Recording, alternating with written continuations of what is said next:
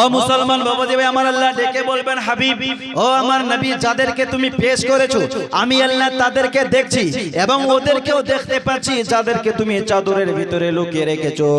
ও আমার নবী, ওদেরকে ছেড়ে দাও। আজ ওরা শাস্তি পাবে।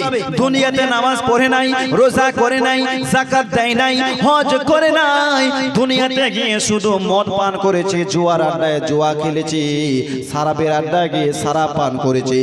আজ তাদেরকে ছাড়া হবে না। ও মুসলমান বাবাজি ভাই, তখন দেখবেন আমার নবী বাঁচার কোনো উপায় হবে না।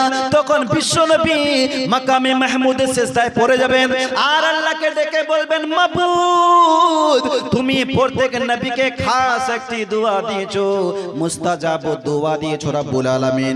যখনই তারা দোয়া করবে তুমি কবুল করে নিবি। ইয়া সুবহানাল্লাহ। এবং যত রাসূল ছিল সমস্ত ওই দোয়াকে দুনিয়াতে খতম করে দিয়েছে। আদম